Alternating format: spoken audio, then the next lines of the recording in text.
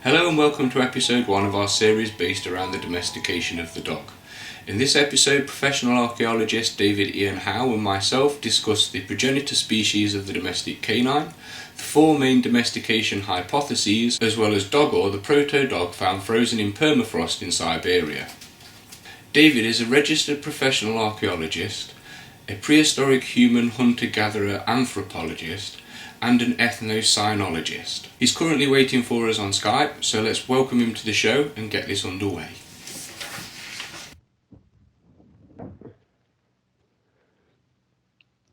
Hello David, can you hear me? Yeah, I can hear you good. Well, thank you very much for taking time out to talk to us this evening, and I hope my introduction did you justice there. Sure. So I think we'll start off the evening with a quick question of what got you into archaeology to start off with, and then we'll take it from there. Yeah. Just always liked it as a kid. I asked constant questions in science class and history class. Went to school for history because I figured that's what I should do. And then I took an anthropology class and realized you could go out and do the digging, and you learned more about human prehistory and things like that. So I was like, oh, I'm going to do anthropology. So switched schools. Ended up doing that. Then I got into grad school for it, and here we are. Excellent. So for those that don't know, could you explain the difference between anthropology and archaeology? And I suppose people that don't know paleontology as well. Sure, yeah. It kind of varies depending on what side of the ocean you're on. But in the States, at least, anthropology is it's the science of humans.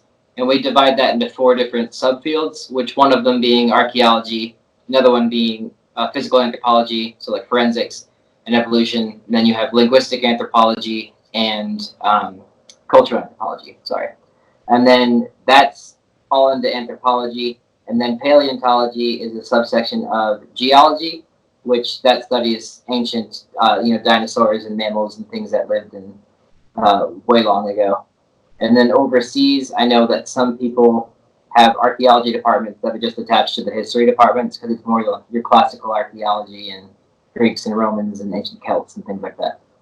Right, excellent. So, and then we go on to, I'm probably going to mispronounce this, Ethnopsychologist? Is that right? Ethnocynology. Yeah. Ethnocynology, that's it. Yeah. Which, if you don't mind explaining that for the viewers. Yeah, ethnocynology was coined by an author named Brian Cummins, and it is essentially, so ethno meaning people in Greek, and then cynology meaning the study of dogs. So it's the study of dogs in human cultural context. So I consider it part of archaeology, but it also incorporates huge parts of anthropology, like studying dogs and culture and things like that. It's just... I'd like it to be its own thing. You're not going to ever have a class on ethnocynology in college. It's done for like 100 years, but it's there. Okay, so it isn't its own topic at the moment? It's like, you can name anything to be like a specific subfield of something, but it's not it's kind of a new field. I'd put it that way. Awesome. Yeah. So we're kind of in there at the breaking point, as it were. Brilliant. Yeah, it's getting fun now. When, for example, people are out on digs, do they look and go, oh, look, there's some dog-related stuff, let's put that to one side for when dog-interested people come along, or is it kind of overlooked because it is a dog, or does the dog have a special sort of place in archaeology?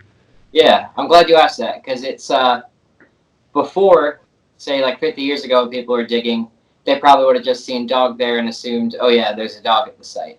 Or sometimes they just lump it in with other animal bones, like they were eating it or something like that. But it depends on where you are in the world, like what what ancient history was, what the context of dogs would have been. But now at sites, I try to, especially my friends go out and dig, I want them to specifically let me know and treat dog finds just like they would people, because there's a lot of cultural information we can get from there that you wouldn't get from, say, rabbit bones or deer bones and things like that.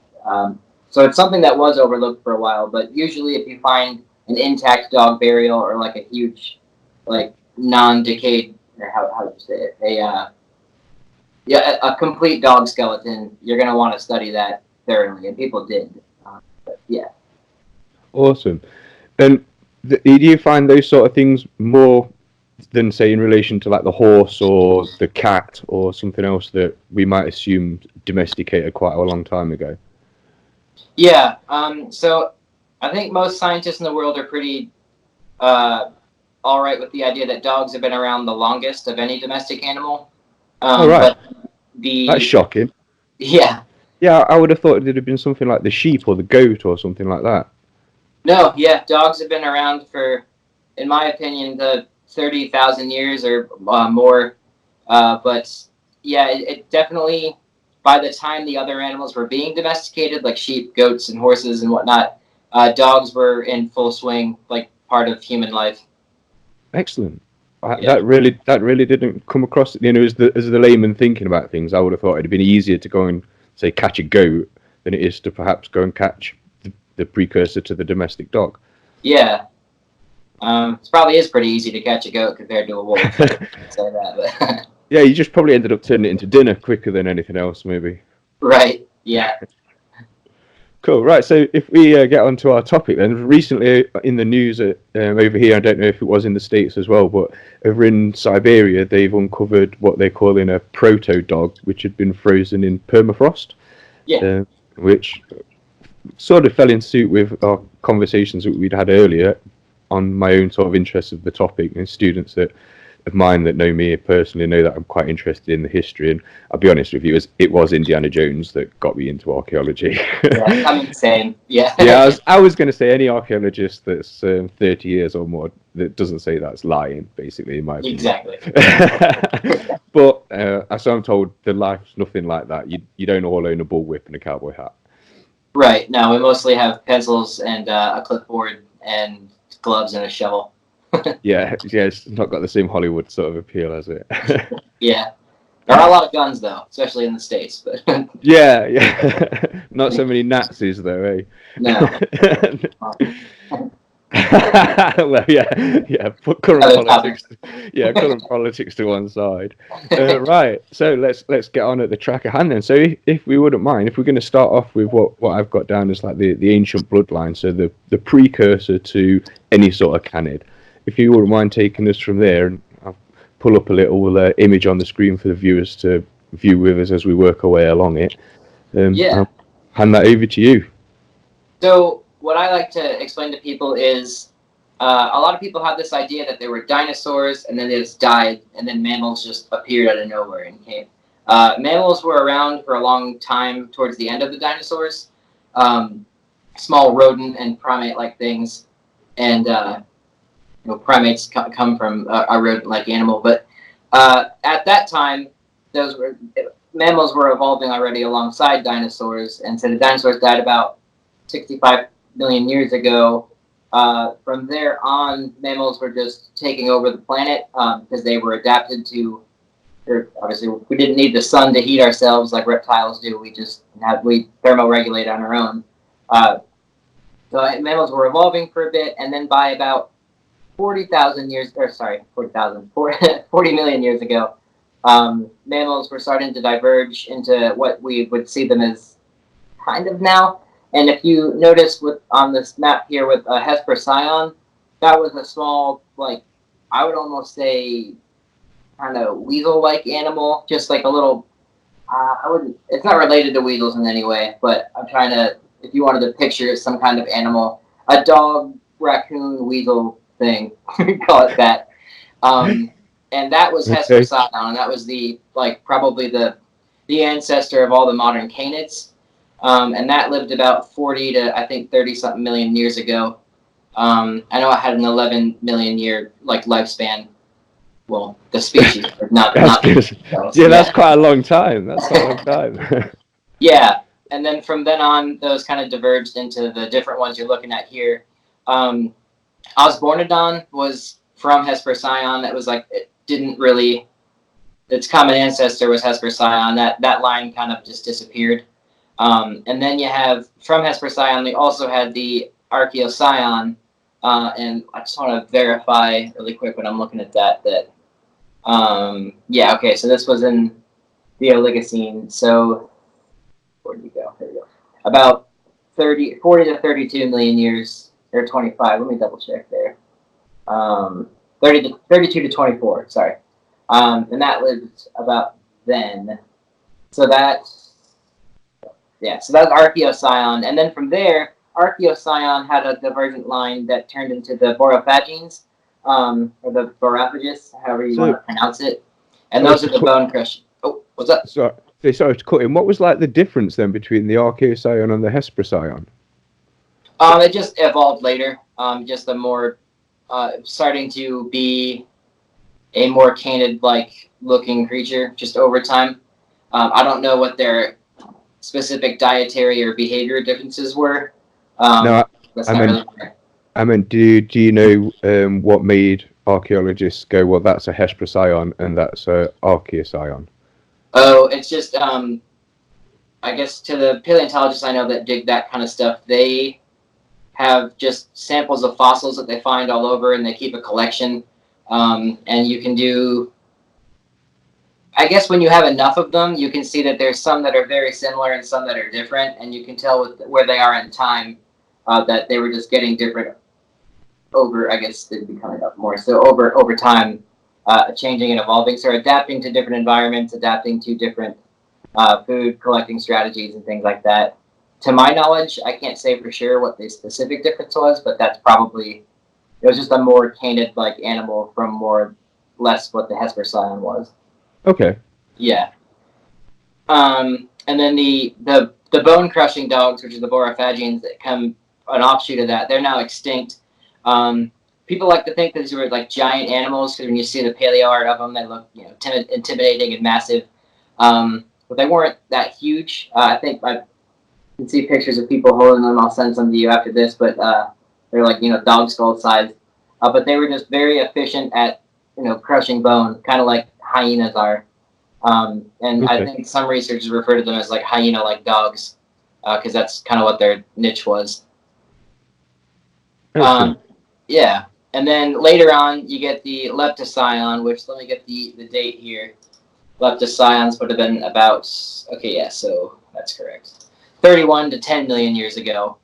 So And looking at that chart, do they exist at the same time? no, there have been a couple million years difference there. So just they share a common ancestry with everything else that's before it there. So it kept evolving. And the Leptocyon then diverged into the modern, that's the origin of like the foxes and canids that we have today. Right, that takes us down to the grey wolf and the maned wolf down at the bottom of that little chart that we're looking at. Yeah, and before I keep going, I should mention that most canids evolved in, or like these early ones, Hesperocyon and that line, and then Archeocyon, all evolved in North America. And about the time, and even into the Leptocyon, and about the time of the Pliocene, these animals then migrated across the what is now Asia, into there and lived there too. So interestingly, wolves evolved partly in North America and in Eurasia because they kind of extended that habitat. But the lines between what continents were what back then like didn't have political lines. So yeah, they evolved and came back. So wolves came back to North America a while later, and that's why they have such a range all over the world. They're just that adaptable. I'm getting ahead of myself here, but the point of what I'm trying to say is that most of canid history comes from North America. Not that I'm biased in any way. Okay. You sent me an image over of the world, so I'll just pull that up for us there. Is that the world at the time of Borophagian, or is that the world at the time of the wolf line kicking in? This is the time of the Hesperocyon and the Eocene. So that's like how the world would have looked then. Yeah. That's amazing. That's amazing to see that, not being biased or anything, but smack bang in the middle of there's this nice little island called the UK. There you go. Yeah. That's So it. Pangea was way long ago before that, and that split off, and then it just slowly drifted from the Eocene on to about what we have now. Wow, it's amazing to see how much of Europe sort of like underwater. Yeah. And I'm not really familiar with the outline of the Americas, to be honest with you. How much have you gained or lost on your side of the globe?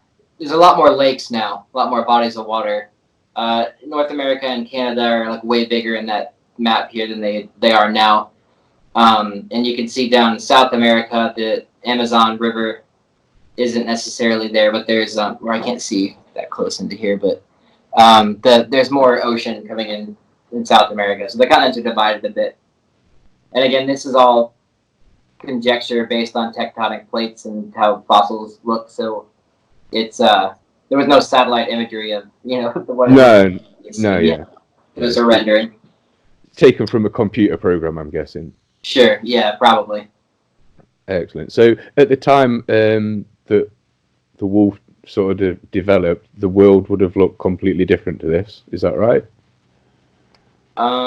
Yeah. I mean, compared to how it was in Pangea until now, it would have just always been like ever changing. Right. So I'll try and find an image of what the world would look like at the time. How long ago are we going back? Is that so?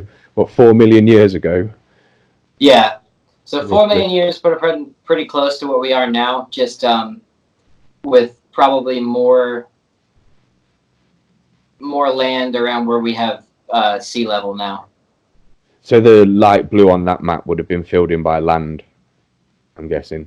I'm not totally sure, but yes, like in general, it started to get more pushed back to how we are now. Yeah, you recognise sort of the outline of Africa forming and is that India coming into place around there? Yeah, and, like the Himalayas haven't formed yet at this point. Wow. Yeah. If only you had a time machine, that'd be awesome to see. Right, yeah, to go back and see all that. Yeah, amazing. Right, so then we're on to the overview of the canids themselves. So if you could take us along that yellow line, please, David. The starting with the fennec fox. Yeah, I think this is just giving us a couple examples there. There's many more canids than just those 4 on the tree. Yeah. 5, yeah. So a big divergence that we have is foxes and dogs, and like the dog-like family. Foxes aren't dogs. They're in, we call them foxes, but they're in a genus called Vulpes, and that is where foxes belong. So foxes and dogs can't really interbreed. There's too much evolutionary difference between them. When you say can't really, is that can't or can, but the offspring are then neutral?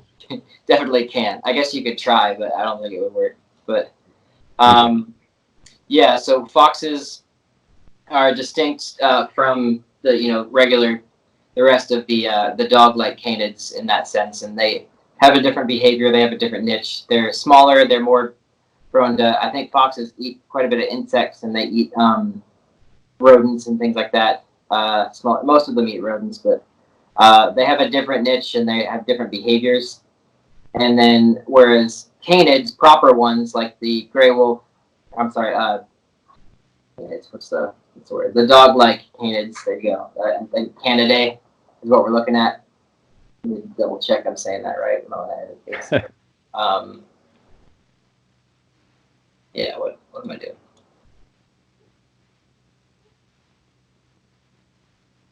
And Canidae too. So it'd be. Oh, right. Yeah, I'm thinking of something. Okay, yeah. So I digress. The foxes are distinctly different than the rest of the wolves and dogs and jackal-like animals that we know today. And then, if you remember earlier when I was saying that wolves and all dog-like creatures evolved in North America and then migrated over to the other continents, you'll notice that the maned wolf and the bush dog and all those really exotic-looking canids live in South America, and that's because they were isolated off in this continent, and Panama going back through there isn't it's a narrow passageway to go back out, so there's this cool bottleneck of genetic diversity in South America, and that's where we have these insanely different animals, like the maned wolf, which is almost looks like a deer, but it's a fox-like deer. People think it's like a Tolkien creature, but yeah, they evolved there. The bush dog, the bear dog, those kind of live down there too. But the main one we could get to is dogs and wolves, and they're from evolved in the plains of North America. Um, and that's the proper animals that we know today. So like the dogs, wolves, jackals, coyotes. I guess you guys don't have those over there. And No, just foxes. All the foxes. wolves. Yeah, all the wolves were taken out around medieval time. I think the history says they were hunted. Okay, yeah, it's almost here too. But the sorry, I was saying sorry about that. Saying dogs, jackals. Oh right, yeah. Sorry, there you go. Coyotes. So in the genus Canis that we know, so Canis lupus is the gray wolf, and then there's Canis latrans is the coyote, which is like our version of a jackal in North America. And then Canis, I don't want to say Rufus, that's different one. Canis, can't recall the name of jackals over in Africa and Asia. But then the dhole is another form of almost like a wolf that lives in India. And there's all sorts of different wolves. Like your timber wolves, black wolves. I think there's like Arctic wolves is their own kind of species. But all of those animals are interbreedable in the genus Canis. So when you have the genus is the same, you can reproduce with each other, and that's why it's a genus. But the species is like a specific, a set category. So we can see the difference between a coyote and a wolf, but they're still coy dogs and coy wolves that are in North America and things like that. Does that mean that the dog could also crossbreed with those animals that you named there? Oh yeah, dogs and wolves interbreed quite a bit. Yeah, I've seen those cross hybrids. I was wondering more like jackals and coyotes. Yeah, I don't know that much about jackals because I guess we don't have them here, so they're not on my radar too often. Though I should admit I'm biased there. But we definitely have coy wolves, which are wolves that interbreed with coyotes, and they're kind of a problem to especially ranchers. But I think a coy wolf made it into New York City at one point, and it's just a coyote mixed with a wolf. So Was that a bigger, wild big, animal. bigger than a normal coyote, but smaller than a wolf? Yeah, just about that. It depends on the whatever the Punnett square is that made it, but they can be it's smaller than you'd think, but it's an interesting looking animal. And then dogs and coyotes interbreed quite a bit too. Not often on their own and naturally, but if circumstances arise, it does happen. So that what did you call the coyote wolf hybrid? A coy wolf. Coy wolf. Yeah. Being a dog owner yourself, what sort of breed would you put to like size and weight of that? Ooh. A coy wolf. I would say I can't recall. I've never seen one in person, but from pictures, they'd be on the smaller end of dogs because it just depends. Coyotes in the eastern U.S. are pretty small, but if you go out west, they can be pretty big. So it just depends on which one. But normally, I would say anything mixed with a coyote is usually pretty small. Not like fox small, but about the size of like a. Trying to think of a breed, maybe like a lab, a little smaller. I was going to say a Labrador, like Okay. a light set Labrador or something like that. Yeah, but I'd imagine there's some smaller. I have a coyote skeleton in my garage right now, and every time I look at it, it's a weird sentence to say. But, I was going to say. Yeah, that's not a great one to use at the pub, David. No, things I talk about though. But yeah, every time I look at it, it's smaller than I always think. I'm like, oh man, it's tiny. But yeah, and coyotes have an odd. They're very pack social. They are scavengers mostly, but they will hunt. They'll take out little things like rabbits and stuff on their own, but then sometimes they're known to take out deer as a pack. They can do different. It's interesting. People will argue that coyotes are like the natural dog. That just kind of wolves have their own niche and kind of forced coyotes into doing dog-like things. They're just being smaller than wolves, you know. And then what do you mean by dog-like things? That dogs themselves are, whereas wolves are predatory and will work as a group to take out, bigger animals. Coyotes are more inclined to scavenge, And the way dogs kind of formed, which I guess we'll get into, is that uh, they are a scavenging niche of wolves. Sorry, so it's like humans forced some wolves to scavenge human camps because they were being outcompeted by the humans. And when wolves overrun North America, the coyote is a smaller animal. I'm probably giving this way too broad of a brushstroke here, but their niches are kind of shortened to scavenging as opposed to pack hunting like wolves are. And that's what I mean by dog-leg. Sorry, maybe I should have phrased that different. Right. Okay. So they'd be like the animals that clean up the kills off the prairies and that sort of stuff. Sure. Yeah. Exactly that. Yeah. Do you guys have vultures as well? Do we have vultures? Yeah. Yeah. We have a lot of those. Right. So that'd be like their job. So do they fill a similar sort of role to the hyena in Africa? I guess yeah, one could say. Coyote, they're not like out in the open and huge like hyenas are, because hyenas don't really fear anything. But coyotes usually are out at night or in the morning. They're crepuscular and nocturnal, and they come out and they'll scavenge. I know I was doing an experiment in class one year, and I had to boil a deer carcass and then burn a deer carcass and see what scavengers preferred it.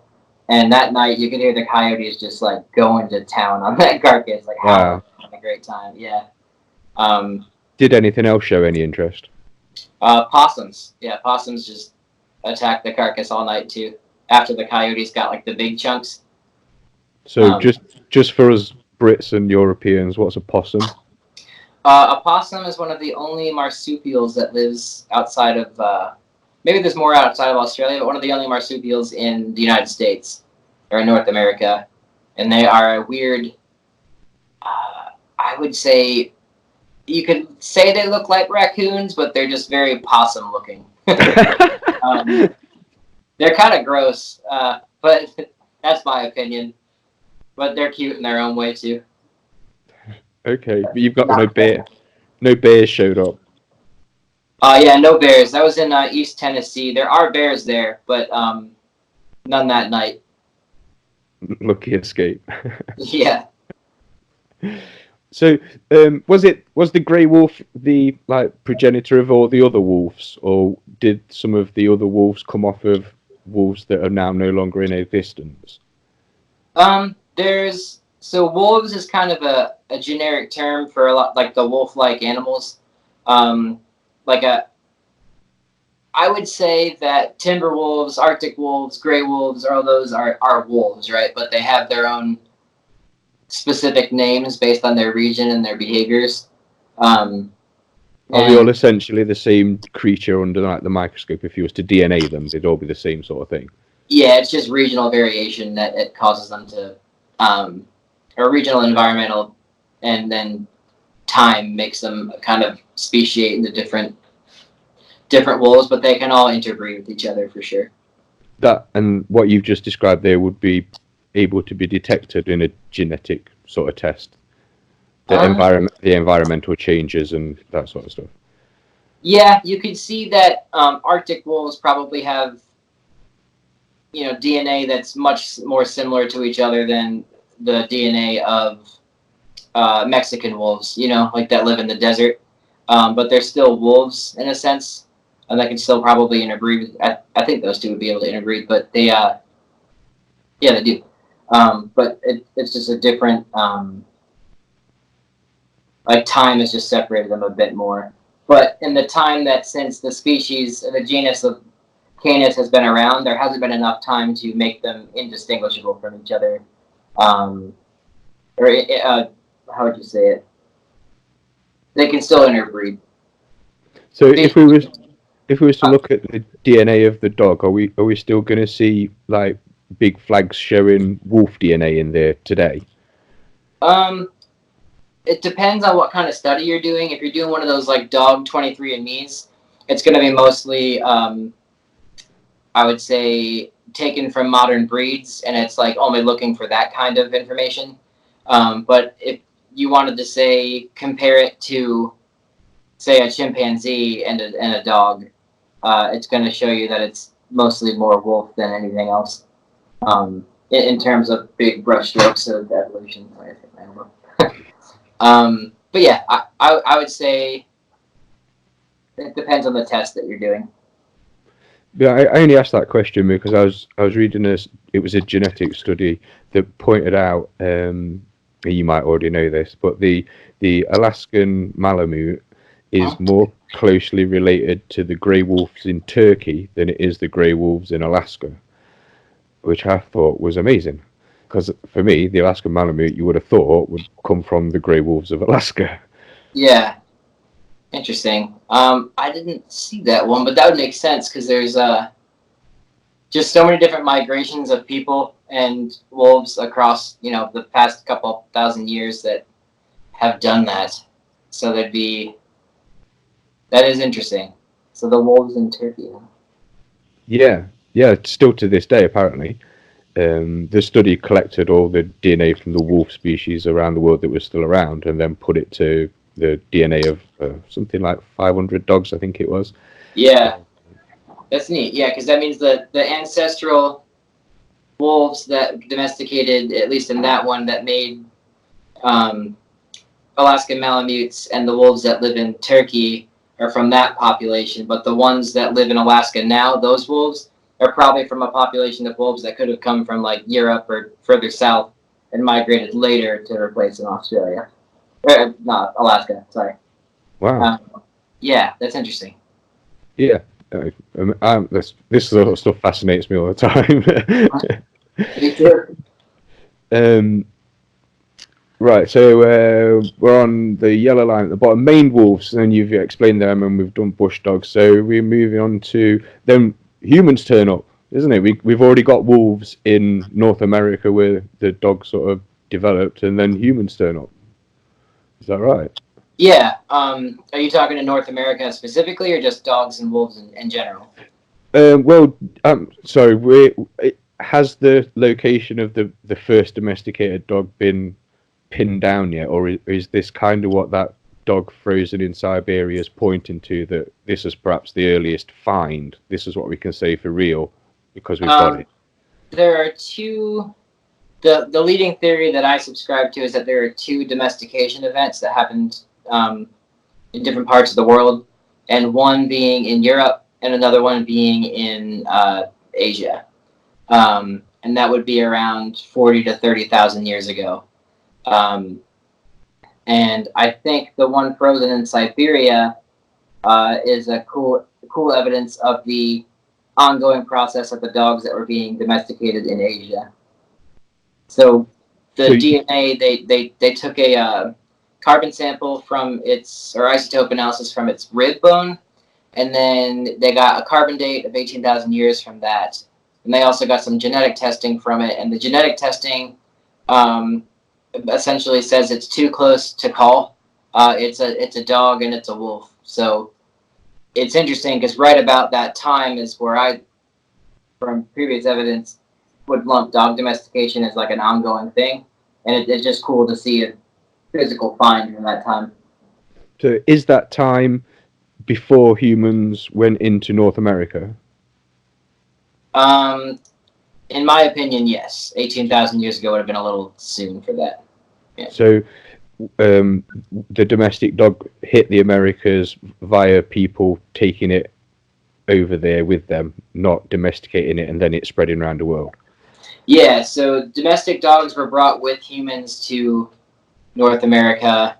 I thought with Clovis for a long time, but there's no, and this is where I enjoy being a scientist because I like to be wrong. But I would just assume they came with Clovis people, but they didn't, to our knowledge yet, because dogs don't really show up in the record in North America until about 10,000 years ago. And Clovis were here from about 13 to 11 to 10. So it's interesting. That's the first few that come up, and that was a burial found in Illinois. It's currently the oldest dog in the Americas. But yeah, so I was like, oh wow, I guess they didn't bring them. So a later wave of people that came over after Clovis brought, or like the last wave of Clovis that came in brought dogs with them. And how long ago did you say that was? Sorry.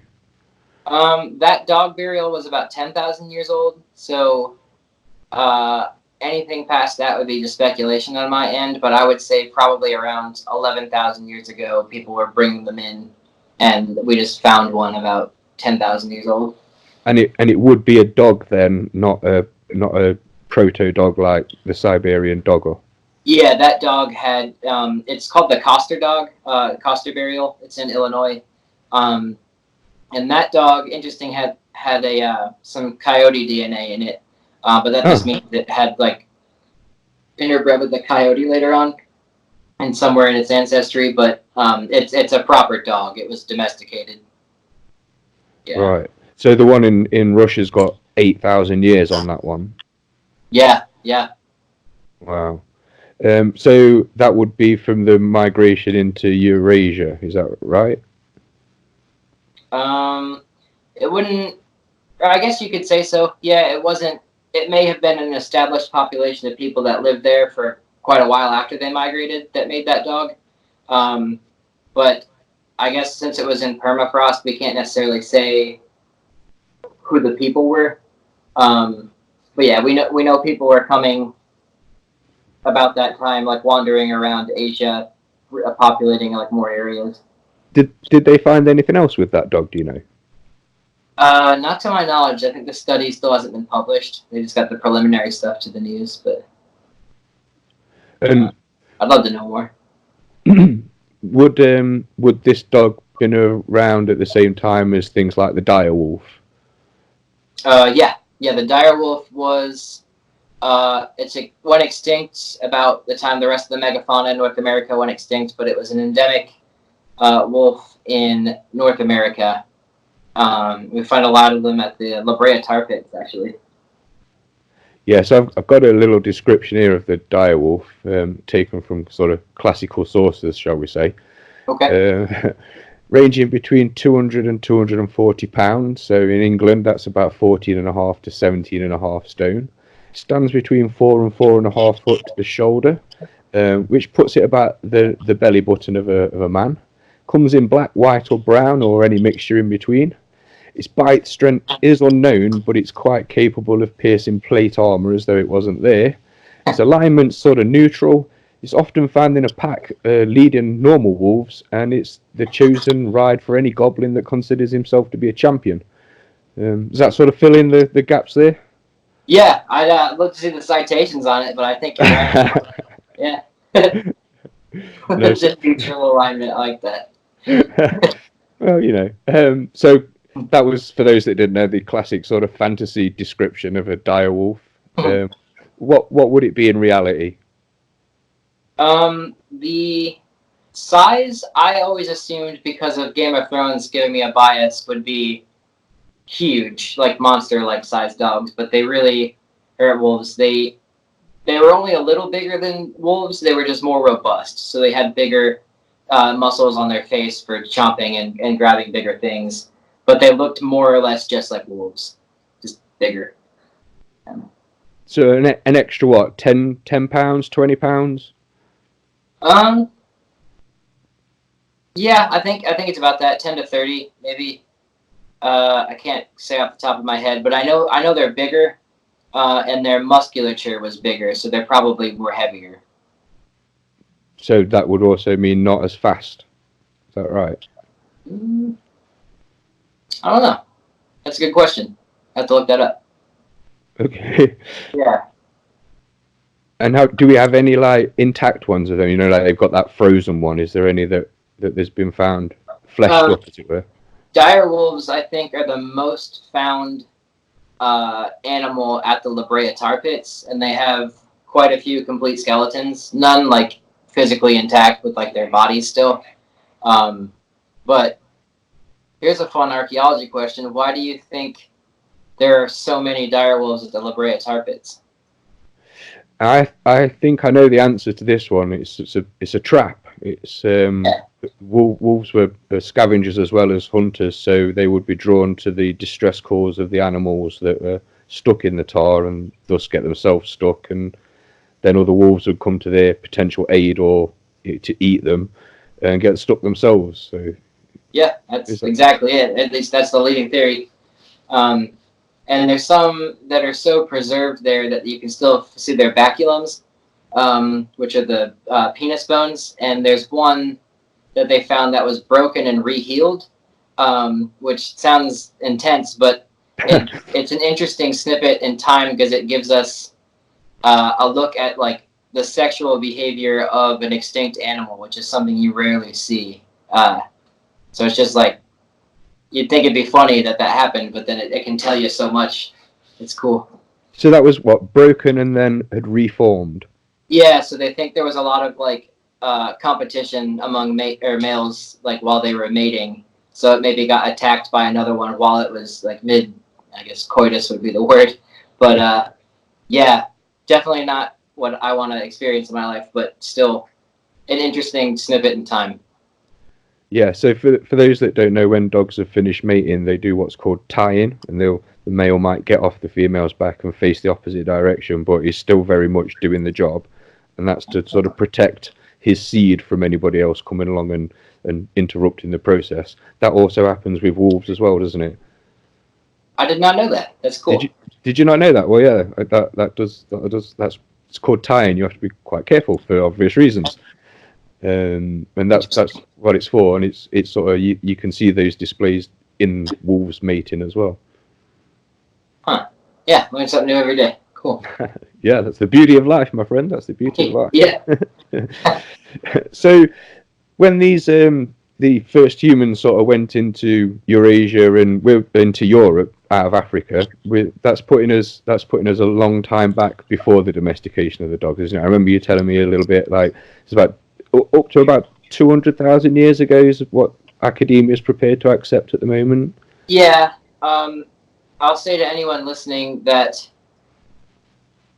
human evolution and physical anthropology and paleoanthropology finds are the most ever-changing finds in, I think, science, which isn't to say that we don't know what we're doing. It's just that it's just such a puzzle, and everything, there's a new find every day. But what I would say, like with Homo naledi being found the other day, or last year, 2 years ago, and they found more Neanderthals in some cave recently. And then there's the Denisovans in Siberia, but none of it's like a huge, like changes the fabric of how we like understand it. It just adds more to the depth of it. So what I would say in a conservative estimate, and I always feel comfortable saying this to not be incendiary, but I'd say about 200,000 years ago is when we started leaving. There is when modern humans were there. Sorry, I just phrased that weird. But like 200,000 years ago is like the time in which humans have been on Earth. And like humans, not like hominids before them. And about 100,000 years ago is the estimate that I would say safely that we were leaving Africa into Europe, into Asia. We left Africa through, the Arabian area, up through the Levant, and then spread out to Asia and Europe that way. But, and those people would be typical African-looking people, as today's modern Africans. We can never say for sure, but we know they had darker skin. I think mostly we can like just I don't know if it's confirmed with genetic analysis at that point, but in layman's terms, yes, they wouldn't have been like as white as you and I right now. But yeah, but it's like a spectrum that can't really say for sure. Okay, but you was also telling me that those humans that left at that time aren't considered to be modern thinking humans. Is that right? Yeah, so we can divide it into anatomically modern humans and into behaviorally modern humans. And anatomically modern humans look just like us. They have our bone structure, our brain size, and everything. But behaviorally modern humans are where we see a change in archaeology, where they are starting to practice culture, and they're starting to practice and make music and have cave paintings and things like that. And then right after that is where dogs come around, which I think is an interesting bit too. But that's about 50 to 40,000 years ago. and also right when the Neanderthals are starting to phase out of existence too. So it was the modern thinking humans that are sort of responsible for the domestication of the dogs, not the physically and anatomically correct humans that are responsible for it. Yeah, there's some researchers that think that anatomically modern humans might have been messing with it too, and just the fact that we were there and hunting the same kind of things. But behaviorally modern humans, the way I think of it is, I don't know if you guys have the SAT there or something like that, but Like a school test. Yeah, like a college entrance test. Yeah. Behaviorally modern humans up to 40,000 years ago could pass that test if they wanted to, and probably the ones before it, just obviously with some schooling. But we were about the same. Definitely from about 40,000 years ago on, there'd be no difference between you and them. So what is it that leads people like yourself to come to that conclusion that 40,000 years ago they're as skilled as we are today? You can see a way I always think of it is you got Homo erectus that uses the Acheulean hand axe, and they like crush a skeleton or a carcass with it just to cut it open. And then you get people that have blades, and then you get people that have burins, which are like basically poke holes in things. Yeah. And it's just like the motor skill that it requires to do those complex things, and to then sew, and then to paint, and to make delicate like holes in a musical instrument. It just shows over time that we were becoming more intelligent, figuring those things out. And you can tell through skeletal analysis of like the inside of their cranial case. You can see that more. There's the sulci, and then there's uri, I think is the word, that are like the grooves and folds of your brain. And we have a lot of them. And about around that time, where behaviorally modern humans are around, and mostly it's not just like a change overnight, but like just transition from anatomically to behaviorally modern humans. You can see all those grooves and things like that in the brains that match with ours. So it's about that time that we can officially say like we're human. So it's a combination of the internal impression of the brain on the skull and the finding of sophisticated tools for the time. Yeah. It's all of it that adds together. Yeah. I know there's no like cranial impressions for the Denisovans that were found, but I do know that there was some incredibly fine needles that were found in that cave. That would show like would that show like the modern behavioral sort of things that you're talking about with those sort of people as well? Yeah, I believe Neanderthals had needles as well, because they were sewing clothes. But like the fine tailoring of modern human attire was like much more sophisticated in a sense. A lot of people argue that Neanderthals, and maybe I don't know much about Denisovans in that sense, but were wearing like a type of cloak type thing, which is just like the skin over and they were just wearing it. But I would argue they probably had some more tailoring to it than that. But wouldn't they have had to have something on their feet? I would hope so. Yeah, especially walking in the snow and whatnot. Yeah. So that would mean tailored shoes and things like that, wouldn't it? Yeah, and a lot of it was just skins with tree bark or just thatched sandals and things that were wrapped with fur to protect your feet from some things. But they're like we have now. Many humans walk around bare feet or barefoot anyway. Yeah, not in the snow though. Yeah, not in the snow. So it just depends on where they were at. But do we know whether the Neanderthals were sort of like, I don't know, made in the snow, or were they sort of forced into the snow from another area and then like developed the skills to live there, a bit like the Inuit and the Eskimos? Yeah, I've always been told, and the way I understand it, that Neanderthals are what's called cold adapted, and that gives them the shorter stature and the broader chests and things like that. Essentially, it's less surface area to have to heat than like a long, lanky person like you and I. I'm not very tall at all, but the long, lanky person in the sense of a modern human versus a Neanderthal. But they had more robust musculature. They were just stronger and squatter than modern humans. and it's conducive to living in a harsh, cold environment like that. And where did they stem from then? Neanderthals? Yeah. There's a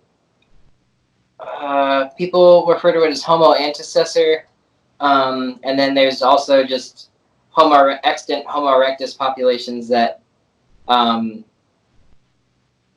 would I phrase it? It was an offshoot of that line that made Neanderthals and that turned into modern humans. Neanderthals are just ones that were adapted and strictly evolved in Europe and Asia. Saying that right? Yeah. Oh, okay. Yeah, that's right. Yeah. So, if you were a modern thinking human of around 18,000 years ago, what would be your sort of toolkit, as it were? And I'm thinking hunter-gatherer. Does that mean that you're constantly on the move in a nomadic, we're here one day and then the next day we go somewhere else? Or have you got like little camps that you use at certain time of the year? So could you sort of give me an idea of like what science? Yeah. That's a good question too. There's a little of both. Mostly you're always on the move, but there's I'll do that first, then I'll go into toolkits. But there's we can lump humans based on their archaeology into a spectrum of foragers and collectors. And foragers like to set a set base camp, and then they'll go, or a temporary camp, and they'll go forage from that radius. So say you have, if you think of like Settlers of Catan or a game like that, you have your settlement, and you go out and you'll collect berries, you'll collect fish, you'll collect deer from that area. And when that area is picked clean, you take that residential camp and you move it to another spot, and you do the same thing. Whereas collectors have a staging area, and they have a base camp that moves seasonally, but then they have smaller little processing camps shooting from that go really far away. You'll have people that are collecting vegetables and berries, people that are hunting, and they go back to a camp, and then they bring that back to the main larger camp. It's not the same at every site, but that's just the general way of looking at it. Sorry, excuse, just clear my throat there. How do you know that from, let's say, digging in the ground, or is that observations of current hunter-gatherer tribes that are still in existence? It's from both. We can see it with modern hunter-gatherer tribes that exist, that it kind of reflects that way, and that's also why it tells us that it's not always black and white how it works. But you can see it through, if you have a large, say someone like Clovis, that we have a huge wide area that we knew they lived in, and we can tell they're Clovis from their points, lived all across the states, and there's different areas where they have intensive little spots where they have, you can tell a lot of people were living there working on things and processing hides. And then you have a lot of sites where there's just, you can tell it's only 1 to 2 people that are there making a quick little adjustment to their blade and things like that, or maybe cooked a rabbit overnight for food. But you can, just putting all those patterns together and all that data collecting, you can see that you can kind of, and that's what archaeology is, it's just understanding behavior in the past. You can see how they were working that way. And a lot of sites, especially if they have the same type of stone material that they were using, so say obsidian or a specific type of flint, they were, you can track where those people were going because they had to have gotten it from that space. So you can see it's the same group of people. And that's kind of how we can tell. Yeah. And you're saying you tie that into observations of current hunter-gatherers that are existing in the world today. Would you say that the current hunter-gatherers are more proficient at it, or less proficient, or are they both on a par? Proficient at just being hunter-gatherers, or a hunter-gathering. Do they, do I know modern hunter-gatherers tend not to waste anything. The bones are cracked for the marrow, the blood's used for pudding or sausage, or the Scots have the black pudding. The African tribes mix some of the blood with oats and make like a porridge out of that. Oh yeah. They tend not to waste anything at all.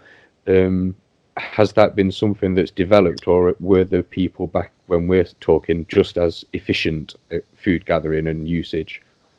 It depends on which group, and I usually say when you talk about modern hunter-gatherers, I put a big asterisk on it because they've met with modern people. They see planes fly above them, and they have like a lot of hunter-gatherer tribes. Some of them wear T-shirts that they like get, but they still behave in a foraging and collector type way in the way that they interact. So they are very efficient at what they do. It's just I always think that might be a little biased by modern society, like interacting with them. But when you find tribes in the Amazon and tribes in like Papua New Guinea that the French anthropologists studied, they for the most part it was pretty efficient. Yeah. And you know that because like the bones are cracked, you're finding cracked bones and butchery marks on those sort of. Oh yeah. Depending on which group you're looking at, because if you live closer to the equator, you spend less time hunting and you spend more time collecting because there's stuff's growing there, and you're mostly a vegetarian. Oh wow! And yeah, it's interesting. The further north you go, the more meat-based your diet is. So the modern hunter-gatherers that are left mostly all live in the tropics, so we're a little biased to that. Seeing mostly that they're eating vegetables and things like that and foraging plants, but you can look at like Inuit and extant, like I would say subarctic people that you could say are hunter-gatherers, and they are pretty efficient. Like if you look at people that hunt seals in northern climates, like use most of the seal, if not all of it, to to survive. Yeah. And so onto your 18,000 year ago toolkit. What sort of stuff would you have with you? Yeah. So this is one of my favorite topics because my focus in grad school was stone tools and how people used to work every day. But it's one of those things that depends on where you are. If you're in the tropics and closer to the equator, you probably use a lot more wood, and you probably use a lot more like netting and rope and things like that because you have the environment to make that. Whereas if you're a big game hunter like Clovis in way up north, you might not have, or like at least when the Clovis that were up north, there were Clovis that were further south too. They would focus more on using animal utility to do everything. So you would have, and I guess I'm digressing, but you're going to have your basic, and in both groups that you're in, you're going to have knives, you're going to have blades, and you're going to have flakes that make cuts to things like either meat or plants that you're cutting. And then you have usually what's called a biface, which is I have one on my shelf in the other room, a small, just all-sided blade tool that you can use to cut things, and you can then knock that into a smaller point or spearhead or knife, depending on what you need. So just to clarify for people, when you're saying blade, you're talking about a flint blade, not a knife blade, not a metal blade. Yeah, it might be obsidian, maybe obsidian, or like a type of glass, but it's flint or obsidian. We're not talking a metal blade here when you say blade. Yeah, there are some cultures that used like copper blades, but that's a different thing. They weren't like pressed, molded, and forged. They just bashed them up because they liked the way they looked. But they worked, I guess. But for the most part, people probably had, and it's one of those preservation bias things that you can't really see the wood that they were using or the rope or the bone that they were using, but they used a lot of bone, wood, and organic material to use tools. So a lot of like you probably had a fire starter, like a twig bundle that you could use to air a bow drill. You probably had some kind of rope. You had some kind of clothing on, and I like to think people had backpacks. We know that women that were carrying children and men that were carrying children had like baby slings or hammocks on them. That's a decent bit of technology then, to develop something like that, would you say? Yeah, I mean, if you're stuck in an environment for hundreds to thousands of years, you figure out how to make do, which is I find the coolest thing about anthropology and why they're like aliens built the pyramids. It's like, no, just take a second, look at it. Humans are pretty ingenuity, like have pretty good ingenuity. Like they're good at figuring this stuff out. But for the most part, people had some sort of biface or tool like that to work and to cut things. And they would have had drills and what else? All kinds of different. And if you think about it, the way that you build structures, even if you're in the jungle or you're in the Arctic, you still have to build some kind of A-frame structure that you then have to layer with different, whether that's seal skin or whether that's palm leaves.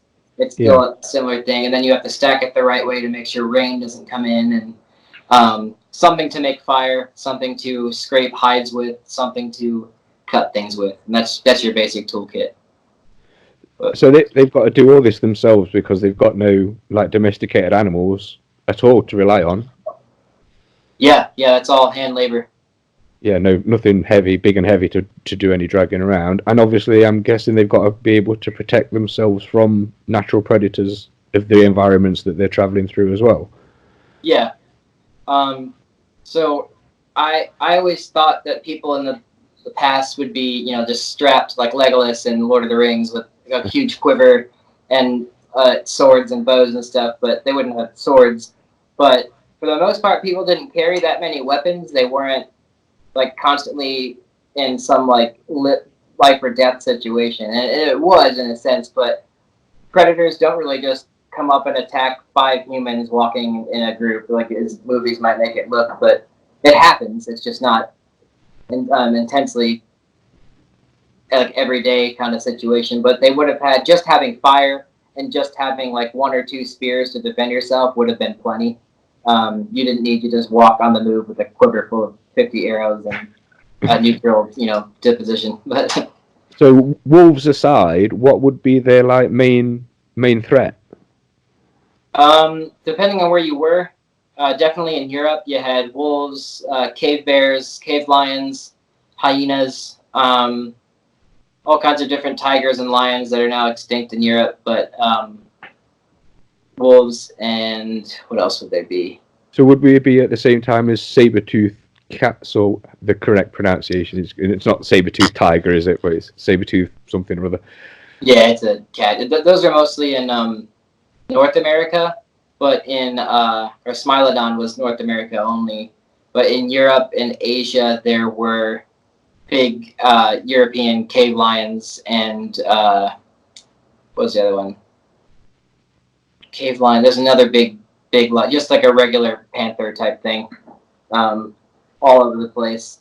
And it's not just the predators. You had the big giant like ungulates and moose and the Scottish elk or the Irish elk, whatever those big things were that were probably pretty threatening that you didn't want to mess with and get knocked over by. And then the mammoths as well on top of that, and Mammoths, rhino. Yeah. Oh yeah, rhinos all over. There are hippos, and I think hippos. They found one in London somewhere too, on a dig all over. And there'd still be things like crocodile as well. Down further south towards the equator for sure, larger ones of those, but up north, not sure. That's a good question. I don't know. I'd imagine not during the Ice Age there'd be many crocodiles around, but No. I was just wondering when you was going back to like cave lions and stuff. They, in my head, lions and crocodiles occupy a similar sort of ecological temperature zone. So if it's good enough for one, would it be good enough for the other? I don't know, because I guess lions can, like snow leopards, they can adapt to Arctic more than an alligator can or a gator. Yeah, definitely. Yeah. Definitely. So it'd be mostly big mammals that they'd have to be worried about then, and obviously on their own, you could probably do with something to lend a hand guard in the camp, if nothing else. Mm-hmm. Which puts us on to why we think wolves might have been domesticated. And I know you were saying there's a few different theories out there, one of which is your personal favourite. So if you wouldn't mind just taking us through the current sort of ethos out there as what's possible and what's not possible. Yeah. So to set the scene, you got humans. Oops, sorry, my mom texted me.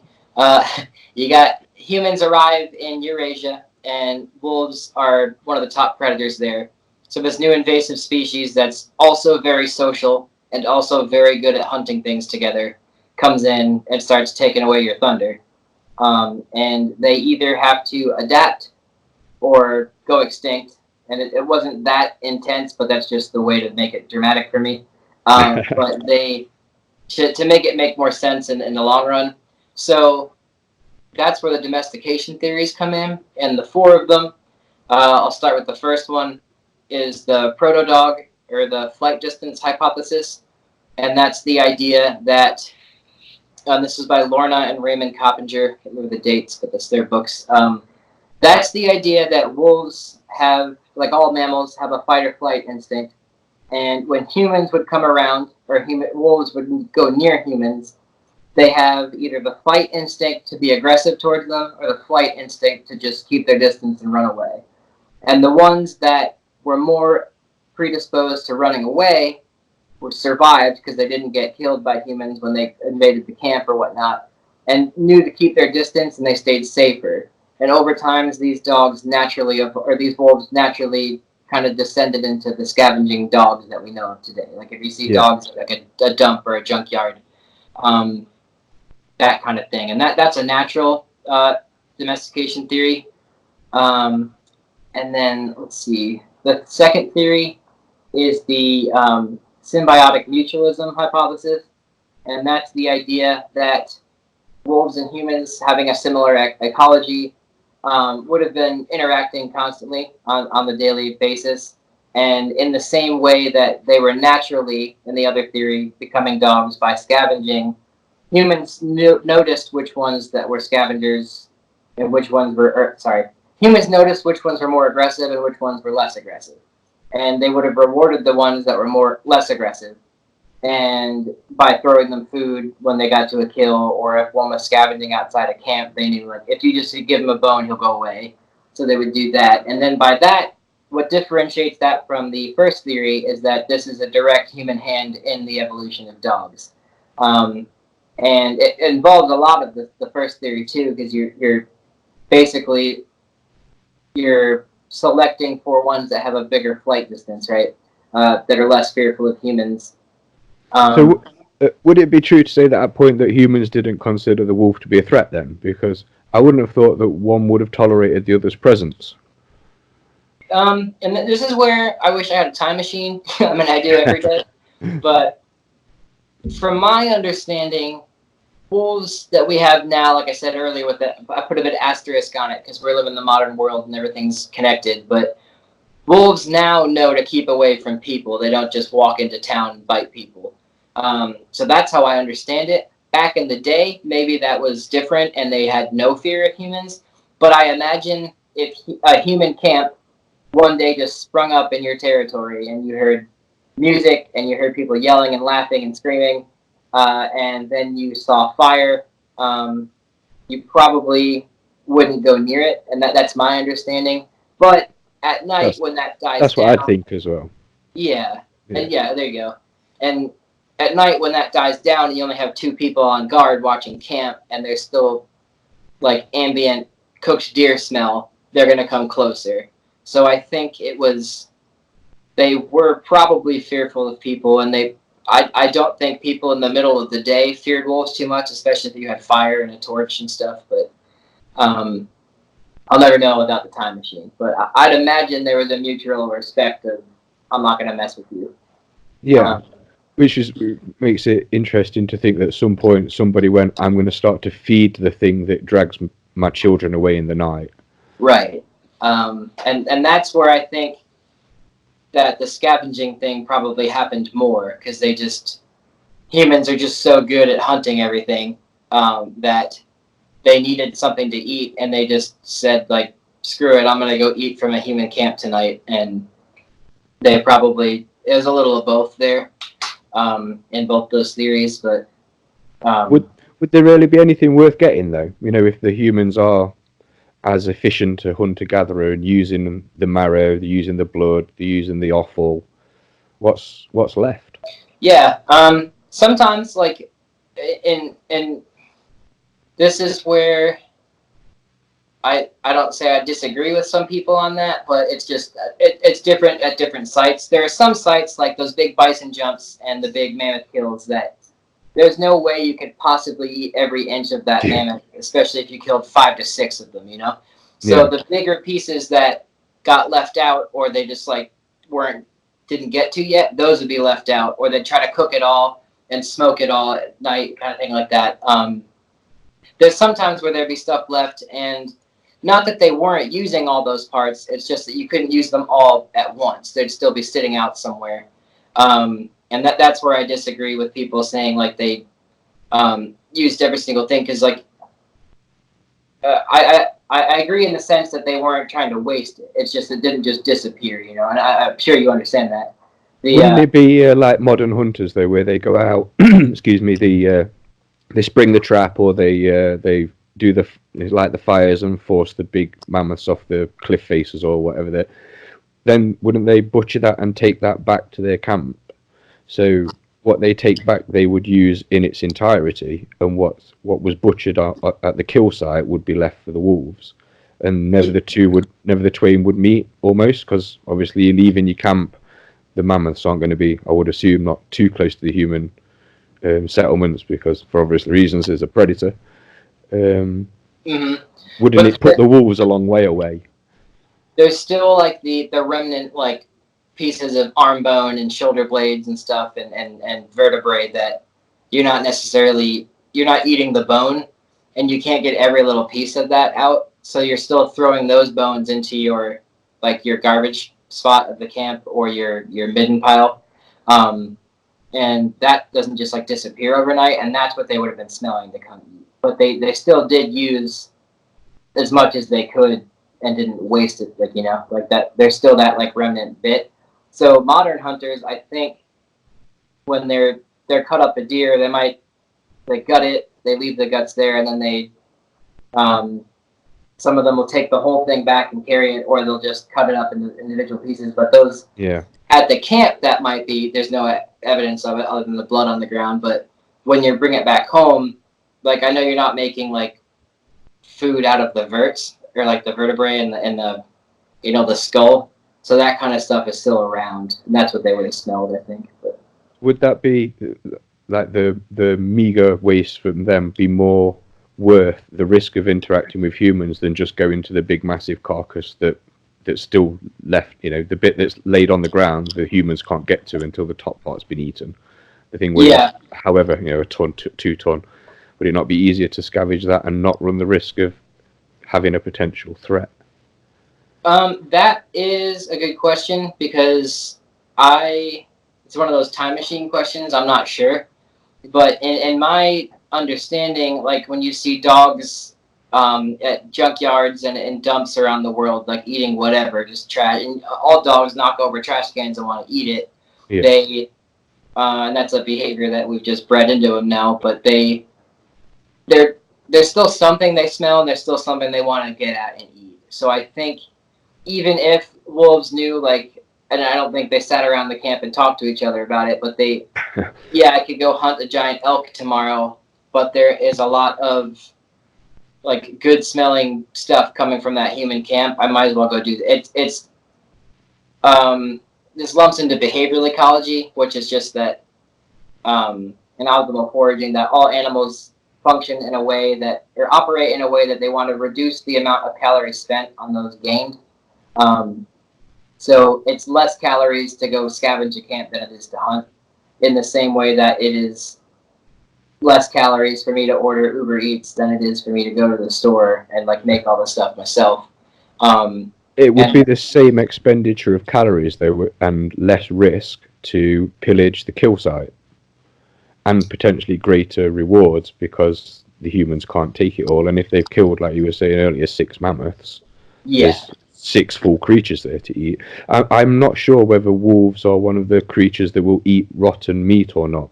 I know some predator types turn their nose up at rotten meat. They'll eat freshly killed meat, but they won't eat rotten meat. So if that's the case, I can see why they wouldn't go back to like a week or 3-week-old mammoth carcass. Sure. And then they might go after the fresher stuff.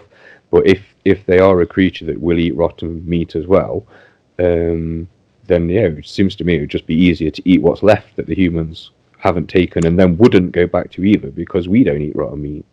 Right. I imagine that's a good point about the rotten meat. I'm sure it happens in some, stressful circumstances, but probably not that they weren't eating it all the time. But Jeff, sorry, I just stuttered. Doing a diet where you're eating the scavenged meat from a human camp, and you brought up a good point. Like, would that be enough for them? I think that's a natural reason why dogs are smaller and got smaller, because they were adapting to that diet where they didn't eat a whole carcass of elk that day. They were just becoming more scavengers around camps, and it just decreased their body size over time too. They didn't need the big robustness to hunt anymore. Okay, but they'd still be very comparable in size to a wolf for a good couple of thousand years after domestication, wouldn't they? Yeah, in my opinion, they'd be. So they'd still need the same calorie intake. That's a good point too. I guess what I'm saying is over time, when you're feeding dogs less and less food, you don't need to give them a whole carcass to feed them. You just give them scraps. Like most people around the world that in like hunter-gatherer scenarios and things like that, or like Arctic, they feed dogs like a very small amount that would be borderline abuse, I think, in our society. But like they just eat scraps, and that's what we usually use to interpret how they were doing it in the past. So maybe that way, but yes, in the early days of the first wolves that were scavenging camps, they probably have to eat about what they normally would be eating. So they were probably supplementing. And if you don't feed a proto-dog that is still potentially more wolf than dog, it's gonna take food. Anybody's pet dog, if you don't feed it enough, it's gonna steal food. Yeah. That's not something that I would imagine, would have tolerated. So understanding feed it enough stops it stealing would have been something that they would have had to have come to games with quite quickly. Otherwise, the experiment would have fallen flat on its face early on. Yeah, exactly. And also, my sort of opinion of those sort of people of those times is they do very little wasteful things. So if they were taking on board this new wolf type creature, it would have to be for a specific reason, and the reason would have to be for a positive influence into the community. Yeah.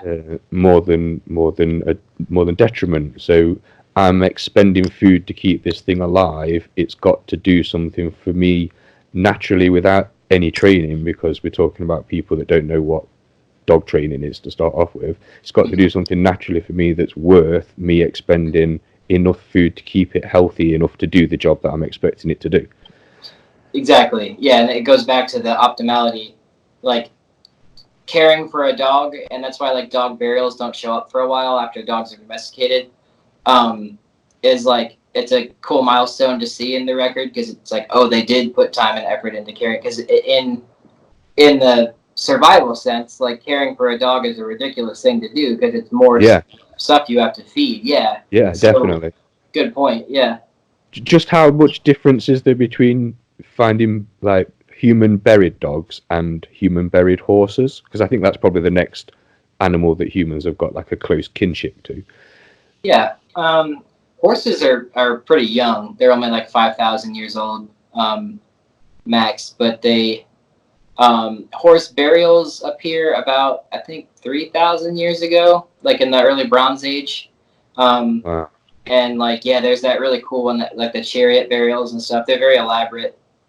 They're real cool. But so we're happy to say that at least 3,000 years ago, man respected the horse enough to give it a burial, whereas 18,000 years ago, man was more than happy enough to give a proto-dog a burial.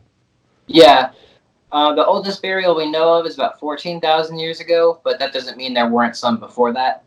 Was the one in that they've just discovered, was that not a burial then? The permafrost puppy? Yeah. Not to my knowledge, no. I think it was just like frozen. Right. Yeah. The study hasn't come out yet, but I'm sure they would have said like it was found in like a burial context. But I'll check it again. That's a good question. From what I was watching, I got the impression that that was what it was saying. It was placed in a specific way that led them to believe that it had been done. And it had also, oh no, I'm thinking of the other dog that had distemper. That was to the, is it the Oster? That's the Overcastle dog, yeah. The Obercastle dog, yeah, the one that had distemper. But the this dog, they were saying it looked like it had been placed as opposed to just been left. Interesting. I didn't see that part. Yeah, there were no like tools with it or any like ceremonial things put with it that I saw. So that to me usually indicates a burial. But yeah, if it was placed that way, that is interesting too, because that's not something you can normally see. No, it's not. If it's just dead on the ground, it's however it dropped. Yeah, because there are placed dogs that aren't necessarily burials that we do see too. Like they're just intact, but like without ceremonial objects put around them, like to call it a proper burial is, people might argue. I would say it's a burial without it, but yeah, I'd like to see whatever else comes out of this thing. It's cool. So yeah, that grave goods definitely defines a respectful burial, whereas placing could be argued one way or the other. Yeah, and I mean, I would say if it was placed, then yeah, that'd be a burial. I don't know enough about it. Well, I guess it just depends. Cool though, I didn't know that.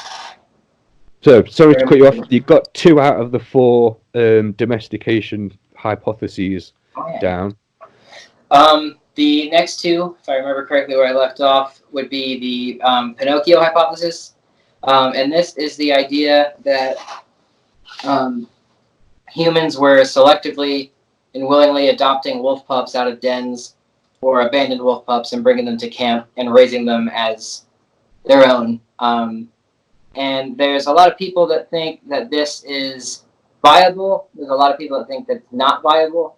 I think if it is mixed with the first 2 theories, then it is viable. Like you knew those wolves were a little more predisposed to being nicer to people, so like its pups were probably safer to deal with. But I still wouldn't take a wild wolf's pups in general.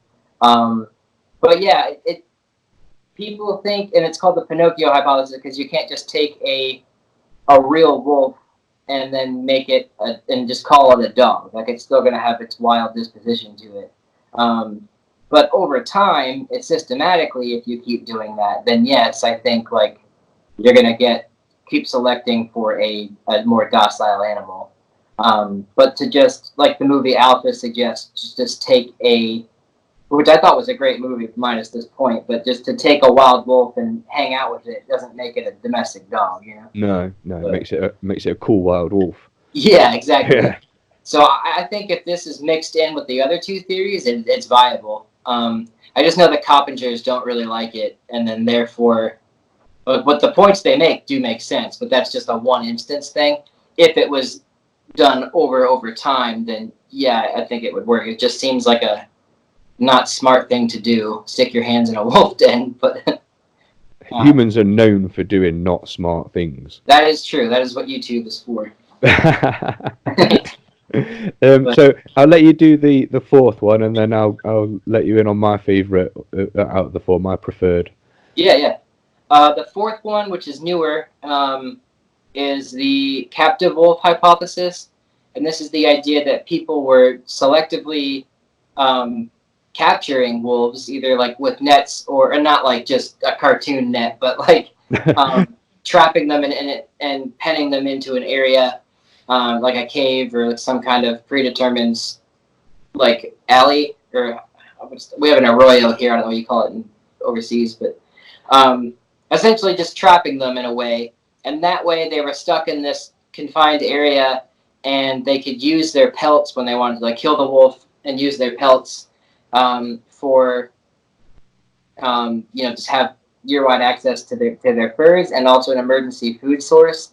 And the reason they think this is, like, I would think, like, that's just dumb, but they have found butcher marks, especially in Belgium and I think other places in Germany and France, where they were butchering wolves in a way that would preserve the pelts, like to cut them specifically.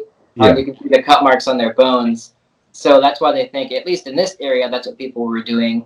And it's one, an emergency food source, and two, apparently wolf. I don't know anything about pelts, but apparently wolf pelts are very, I think malleable is the word they use, to like you can add them to any garments, and you can use them to like patch holes and things while it's still warm. Oh right, wow. Yeah, so that's an interesting one. I don't know if that was the one going on all over, and I don't think capturing wolves is a viable strategy, but there is evidence of it, and at least at that site, and it doesn't mean that that wasn't done before. And wolves or dogs now are still a viable food source if you need them. Some cultures usually eat them.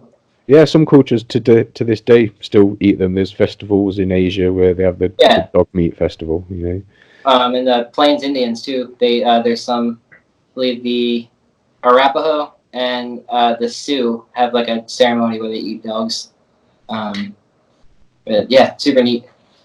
There was an example of like you're saying collecting the wolves and isolating them. I think it was one of the North American Inuit tribes had a dog called the wool dog, and they'd isolate that on an island so it couldn't be crossbred with anything else because they'd got no access to sheep or any kind of animal that produced that type of material. So every year they cut the wool dog's fur and use that to make clothes and ceremonial mats and things. It's really, really prized sort of animal, and because it was so prized, they kept it in total isolation, like in caves or on a specific island out of the way. So I'm gonna write that down. What was it called? It's called the wool dog. Wool dog. Writing that down. It's now an extinct breed, and I think I've got my placement right. I think it's a northern Inuit tribal thing. It might have been something that I picked up when I was reading about the South Americans, which I know is the opposite end of the Americans, but it might have been something that Cortez noted. But it was something that didn't have access to the material, to that like woolly sort of material. But they've got llamas and alpacas, so I would imagine it's not them. I think I am right in saying it was a Canadian-based people. Okay, interesting. Yeah, I didn't know that. Just learning a bunch of things from you today. Well, it's one of the other things that I want to look into. There's loads of lost dogs, lost breeds of dogs. There's some dogs that are spoke about in Roman writings that are supposed to put their molossoids to shame because of the size and the capacity of these creatures. And they're just, nobody seems to know anything about them other than ancient writings and drawings. There's been no skeletons uncovered and anyone said, "Oh, this is the Irish slaughterhound." It was one of them that was supposed to be quite a large dog. There's nothing available. But my personal preference on the domestication one, the last two, number 3 and number 4, are very similar. For me, again, this comes from working with flighty, fearful animals, dogs. You've got to be able to get in touch with it before you can deal with it. And anything that isn't tethered to you is just going to leg it. And he's just going to run away. So the taking of young pups at a young enough age for them to rely on you for food would give you the ability to sort of bond with that animal. You're still going to come a cropper every now and again when ones want to challenge you, but that's domestic breeding. You would end that creature, make a coat out of it or some shoes, and the ones that were nicer to you and your kinsmen would be allowed to live, and they'd be allowed to breed and etc. Sure, yeah. Go down the line. The first two for me just give too much potential for the wolf to go, screw this, I'm out of here. You guys are just as dangerous as the other wolves or the bears or the lions that are around that would eat me. But again, like you say, without a time machine, we're not. It's not possible. I respect your opinion on that. When we talked about it the other day, I kind of thought about it more. I don't know enough about dog behavior, and you would be more of an expert in that than I am for sure. So hearing that from you, I want to go read that again and think about it that way, because that does make sense. It's not gonna, you don't bite the hand that feeds you kind of thing, So if you get it young enough when it's impressionable, so you're talking say 8 weeks onwards, once it's finished suckling milk and it's looking for regurgitated meat, Well, it's my understanding, and again taking this from like Inuit peoples, that they feed their toddlers regurgitated or partly chewed food. The mothers will chew the food, Right. and then they'll feed that to the toddler. Well, it's a very similar thing with dogs. The dog will gorge itself at the kill site, or the wolf will gorge itself at the kill site. It will take that back to the lair, and then the puppies will lick at the dog or the wolf's mouth, and it will regurgitate its food. My 7-year-old pointer currently does his breakfast for my 13-week-old Labrador. She licks at his face and he throws his food up. He's being a good parent, even though it's not his puppy. But Yeah. that's how they get that back. So if you were doing that for your own offspring, it would run through in my mind. It's like, oh, that's a baby dog. I look after it like a baby human, because again, I see that all the time with people that come to class. They've been treating their dog like a child, so it's behaving like a spoiled child rather than like a dog. If people were to put that sort of human assumption on, oh, it's a baby dog, I'll treat it like a baby human, I'll give it the same sort of things, then they would do the hand-to-mouth feeding. And as soon as you do hand-to-mouth, then you're looking at, you're my mum, I get my food from you. If I bite you, you tell me off. And to a certain age, the human would be able to reprimand that wolf pup quite severely without worrying about severe injury. The odd little nick from a sharp tooth, a puppy tooth, like a needle, as opposed to a full-on, I mean, I don't know the bite pressure of a wolf, but I know it's in the thousands of pounds per square inch, somewhere like 12,000 pounds per square inch. Well, that's not going to come until it's like 2 years old, 2.5 to 3 years old. Yeah. So you've got all that juvenile time, all that bite restriction, because they learn bite restriction in their own pack. That's something that wolves do on their own, and that's something that dogs also carry across with them. They get their bite restriction from the feedback that the thing that they're biting gives them. So it can be a painful experience from them, and they might not want to do it again. It can be a submissive response from the thing that they're biting, and then they go, oh, I won't bite that hard anymore. So till eventually they learn how powerful their jaw is and how much pressure they can apply and how little they can apply.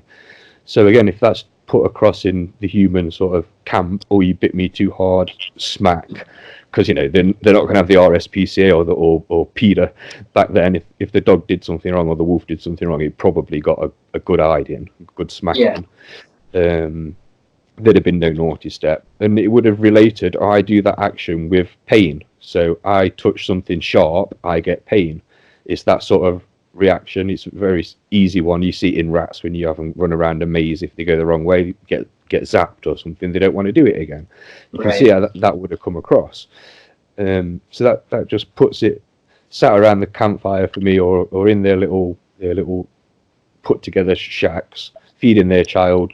They found or taken a wolf pup, and they just hand to mouth in it and extend it from there. And I think the science is quite happy to say that the domestication happened in lots of places in different periods of time. Yeah, I agree with that.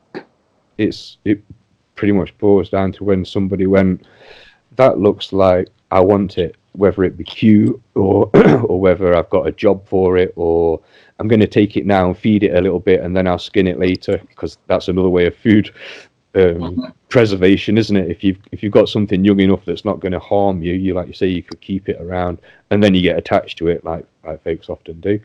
Can't bring yourself to kill it, and then you carry on from there. But it has to be done enough in the either that community or in the communities in like the county for it to be successful, because you need to be able to breed these things. Yeah.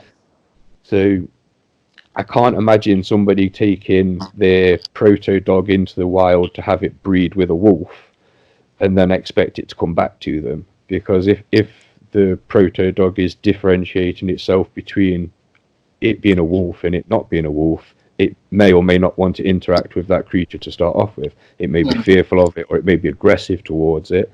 So that's going to be a difficult sort of thing to maintain. You might say, oh, they don't have leads or cages or anything, so maybe the dog just sneaks off, or the wolf sneaks off every now and again and mates with a wolf that's running around and comes back to them for the free food and has the litter of puppies in the camp, and then those puppies are handed out. That's possible, I suppose. That'd be one way of getting an influx of fresh puppies quite quickly. because obviously you've got no way of restraining it at the time. Right. Maybe you could tie. Let's say no way of restraining it. We're talking about a time that they're currently digging up about Göbekli Tepe in Turkey, and I was saying to you when we was talking on one of those pillars, there's looks like a picture of a dog with looks like a collar around its neck. Yeah. So maybe 18,000 years ago they did have a collar and a lead system going off, and they didn't want that dog to run away.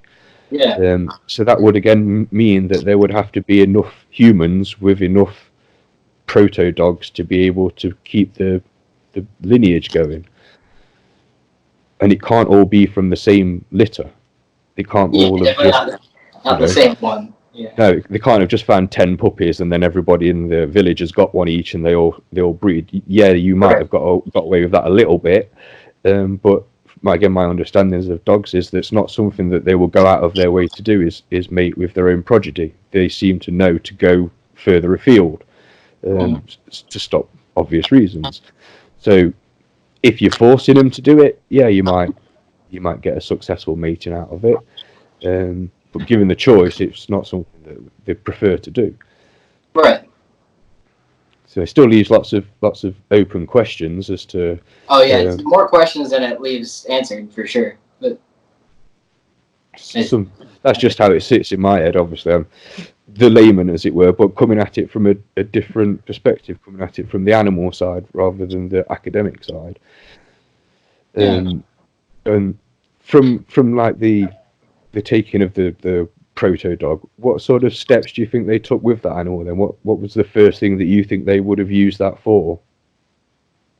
Proto-dog?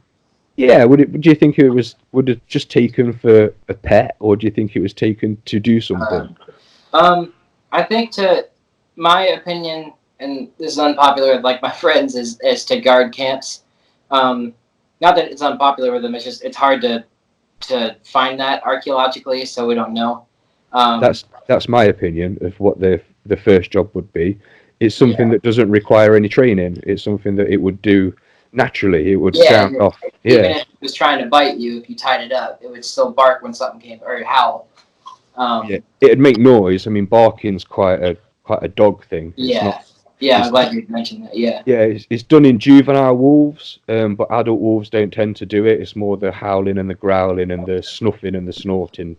Right, and that's something that's bred into them later. But yeah, and to be fair with the dogs, it is an alert thing. You don't see dogs barking as they're going into attack. They do the barking beforehand. So at some point, those juvenile wolves have got to have decided that they're going to keep barking through into their adulthood. It would probably have been rewarded as a good thing. Let's say going back to the taking of the puppies. Well, they would bark. Yeah, they would bark, and they'd bark all the way up to being about 2 years old. So you'd have 2 years worth of seeing that wolf bark at things and go, that's a good thing. You bark at my neighbour every time he tries to steal my coat or whatever. And you'd reward him for doing it. Even if it's just stroking, it still counts as a reward. So then that animal would do it again and again and again. Yeah, that'd be like a natural foxes thing. They bred in Siberia, they bark after a couple generations of breeding too. They just naturally did it. Yeah. So that comes through the domestication of those. Was that? That's a theory on it now, because it just happens. It's the Siberian fox experiment trying to select for docile traits in the foxes. Also, it brought out, like Darwin theorized when he was breeding pigeons, that came out with like some had spotty coats when he wanted bigger beaks and whatnot. Darwin does love his pigeons. He does, yeah. Yeah. The foxes had floppier ears, they had spotted coats, they barked more, and they were more docile, but they made eye contact with you more, and you're just, whatever domestication is, like it affects your neural crest cells for sure, and that what makes the snout shorter, and it makes the ears flop down more into adulthood, but it retains the juvenile traits that you see, like you were just saying, the wolf puppies bark, and people liked it. Just domesticating the animals, like it keeps them more juvenile into adulthood, and you're prolonging that, which is why puppies have that like Baby Yoda face that you keep saying on the internet now. Like you want to look at it, and it's pleasing, but that seems to be like biological syndrome that happens, and that's why it's called domestication syndrome now. But baby wolves look cute as well. yeah, so that's another thing. Just most animals look cute as young in their juvenile forms, so that they're more cared for and protected. It's like one of those golden ratio things that it just people are attracted to it, and therefore like you want to keep it around and therefore protect it. That seems to be like quite common across all of like certainly mammals. I can't think of an ugly baby mammal just off the top of my head. I mean baby lizards too, like they're just cute to me.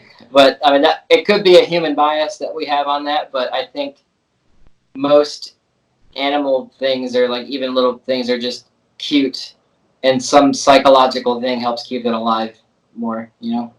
Could it be just the fact that they are babies and we kind of psychologically know it's a baby and then we think baby us?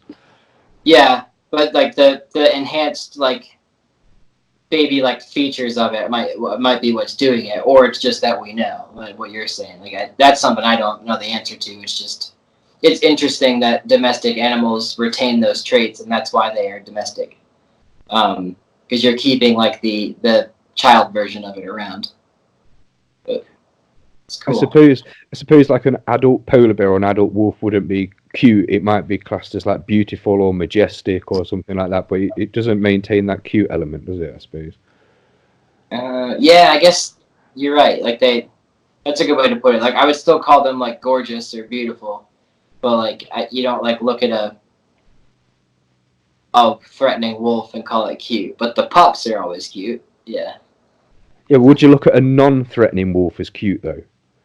Huh? Or would you look at that as majestic or beautiful and pretty, or the latter. Like I wouldn't call it cute. No. Yeah. So they sort of maintain a beauty to it, but they lose the, like you were saying, the cuteness.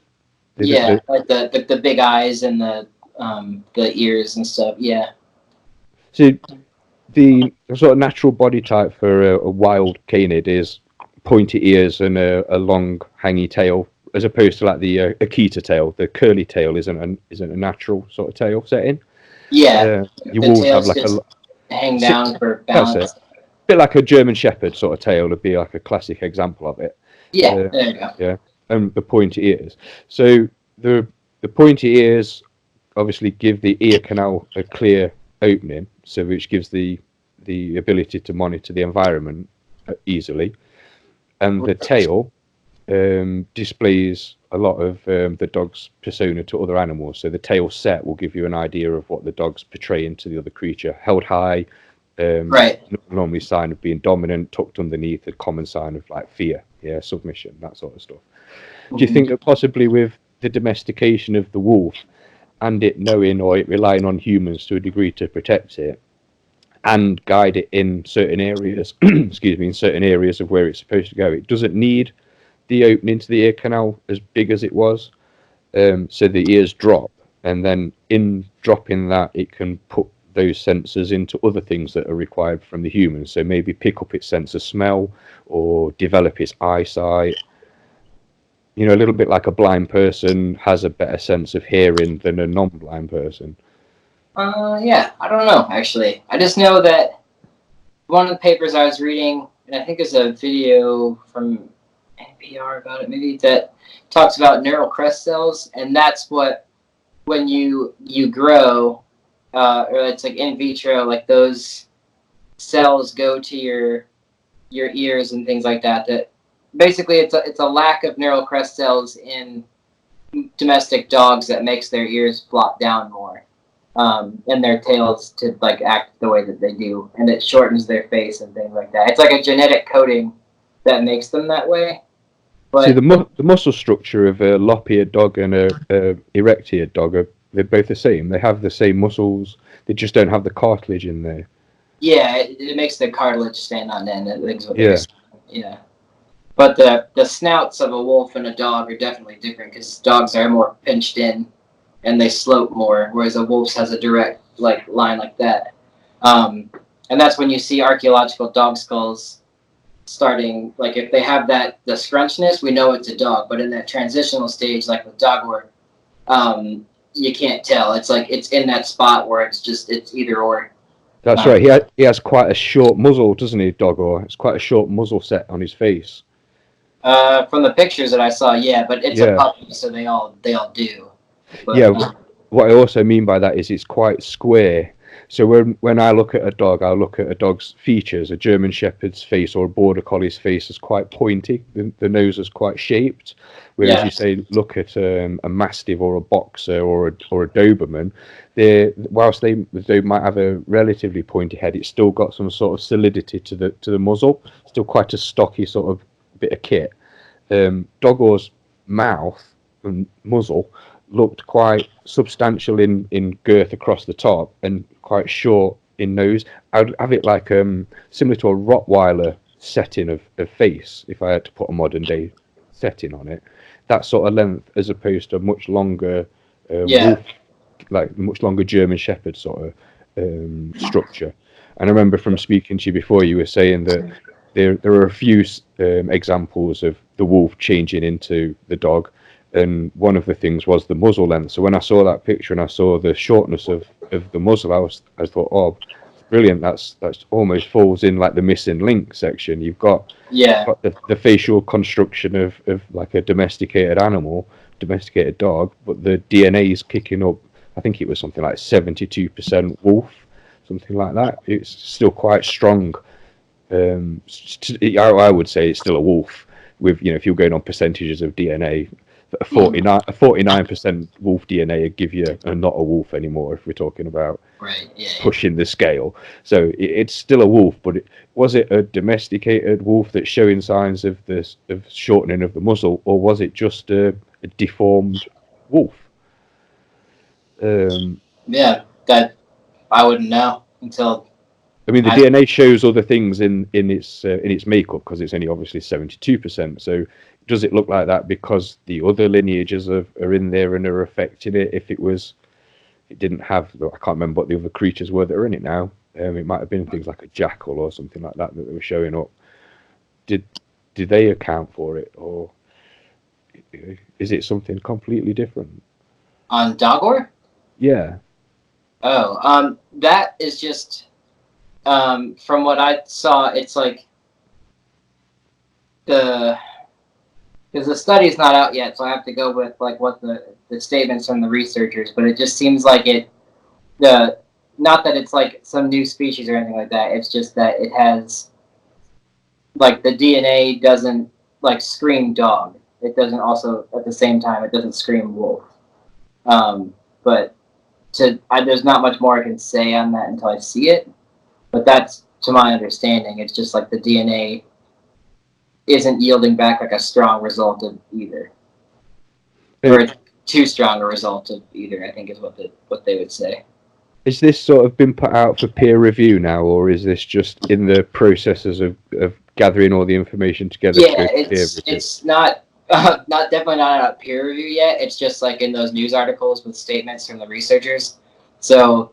I definitely try to take most of that with a grain of salt until I see it, but because like BBC or Al Jazeera or CNN will say something on it after quoting the researchers, and like they have their own articles, so like I try to just read what they say, but yeah, I'm not sure exactly yet what the test was that they did until I can like read the paper. But.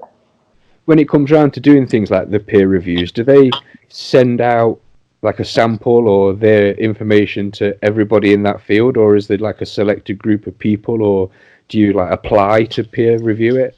It depends on the journal. I know the one that I've published in, there's there's the main editor, and then that person sends it to say it's on dogs. They'll send it to the leading researchers that they know in the field that do that to make sure that the person's not just like making it up, or like they test the it depends on what it is. I know in like cancer research they do like a lot of like double-blind testing to make sure it's like that's their review of it, but they also in like archaeology you give it to people that are in the field, and you give people, especially people that have different opinions on it, to make sure that like it's they're quoting stuff that is correct even if they don't agree or disagree with it, kind of thing like that.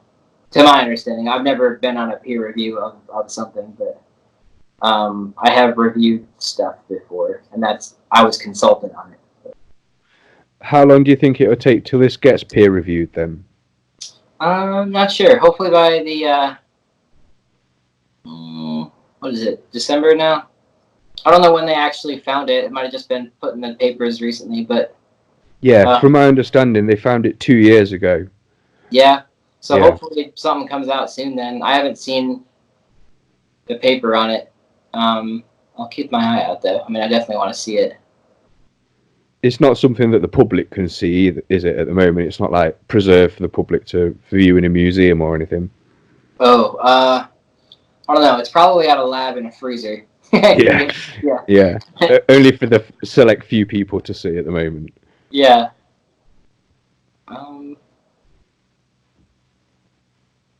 What were the next topics that we had, by the way? I just want to see how much time we got left. Well, we're coming to the end of what we was going to discuss this evening. Okay, cool. Yeah, we just round up on Dogger. Like you say, it's not been peer reviewed yet. And there's what other things can they gain from that then? That you think they'll be able to get out of that? Yeah, what you can gain from that is you can look at its dentition. You can see like how it's like just the fur color to me. It's a little like probably. I mean, it's dead, so it's probably less vibrant than it was when it was alive. But it looks sable. It looked kind of to have like a German Shepherd coat. That it was brown, and you mostly think gray. It looked like mammoth color to me. But that could just be a result. I don't know what the scientific process would be, but like just having been frozen for thousands of years, it might change the colors a bit. But do they know roughly how quickly it was frozen? Has it like still got stomach contents? Oh, I believe most of the mammoths that they find have. Sorry, I just got text again. Mammoths that you find, they do have stuff in their stomach. I don't know about the puppy. I don't remember how old it was. 2 months old is what they 2 put it months. down at. Yeah. So yeah, I don't know. I guess it wouldn't be eating its own food at that point, would it? No, it would be on the regurgitated meats sort of stage. Yeah. So. The 2 months is about when you take it. If you was to get a puppy now, you get it at 8 weeks old from the litter. You take it home at 8 weeks. It's about that old. It's just left the litter. So yeah, I don't know about the food that was in it, but to answer how it was frozen, it wouldn't have been like a flash freezing. I see people say that on YouTube all the time, and I'm like, it doesn't work that way. it's that it died, and it was either died and was put there by somebody, or it just, say like Ötzi the Iceman that got found in the Alps, he died face down in the snow, and then it snowed on top of him and kept snowing, so he was just frozen. Yeah. Whereas like it wasn't just like a blizzard wave just came and froze the dog, but yeah. No, it wasn't the freezing that killed it. It died and then was frozen, but it must have been in a place where scavengers couldn't have got to it. So if it was like those people suggesting it was placed, it would have been covered up in snow, I'm guessing. Yeah, frozen. Or just the one-off one that didn't get scavenged, and that's why we don't see a bunch of them, because the rest were scavenged. Yeah. But, yeah. Yeah, I don't know. So you're saying you can look at the dentition, the dental work, the coat. Yeah, you can see, like, it's just, to me, you only see the bones normally, so to just see how everything sits on the body and how it, like, its musculature and basically what its teeth look like, to me is interesting, because that's kind of a defining feature for a lot of animals, and it's cool. The color was definitely what threw me off. I was like, wow, I thought it would be gray. But. Yeah, it was.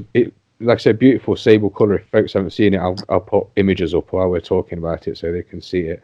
But would they be able to collect like particles from the fur, like soot particles or pollen particles and things like that? I mean, I don't know if they are, but you definitely can. It just would have to be if there's a lot. But yeah, there's. I think I saw one of the pictures. Someone was touching it without gloves. Maybe I'm thinking of a different picture, but yeah, I'm thinking of a mammoth. Sorry, but yeah, you could definitely get that. They took the carbon sample from its rib or the isotope sample, so it still has organic material on it. You could get that. It would depend if it was underneath a pine tree that had a bunch of pollen on it that fell, maybe. But definitely, you can tell its diet, and you can definitely tell what, even if it was regurgitated food, you'd be able to tell what kind of like area of the diet it was coming from, whether it was like riverine fish or ocean fish or like land mammal. You could tell Right. that. Yeah. Awesome. Yeah. Awesome.